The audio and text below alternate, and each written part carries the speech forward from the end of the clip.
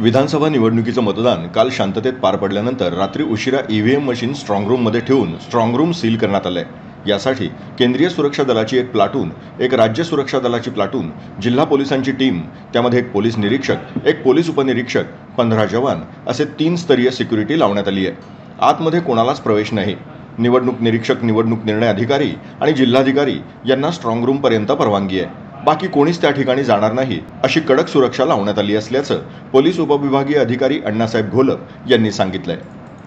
काल रात्री साधारण 1-2 वाजताच्या सुमारास पूर्ण मतदान यंत्र जी आहेत ते स्ट्रॉंग रूमला जमा झाली। त्यानंतर ती सर्व स्ट्रॉंग रूममध्ये ठेवण्यात आलेली आहे आणि स्ट्रॉंग रूम सील करून घेतलेली आहे। सील केल्यानंतर 3 स्तरावर स्ट्रॉंग रूम सिक्युरिटी आपण लावलेली आहे। एक इनर कॉर्डन आहे, ते केंद्रीय राखीव सुरक्षा दलाचं आहे। त्याच्यामध्ये एक प्लाटून आहे, म्हणजे 20 जवान आहे, 24 जवान आहे। दुसरं सेकंड कॉर्डन जो आहे तो राज्य राखीव पोलीस दलाचा आहे, ते पण एक प्लाटून आहे, ते पण 24 जवान आहे। याशिवाय तिसरं जी कॉर्डन आहे ते आपल्या जिल्हा पोलिसांचं आहे।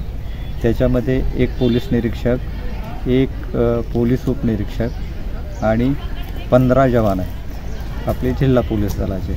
अशी 3 स्तरीय सुरक्षा या ठिकाणी लावण्यात आलेली आहे।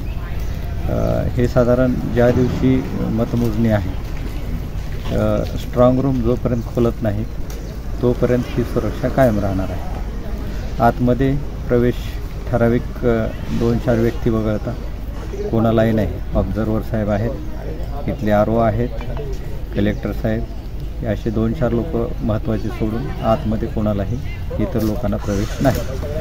ओके।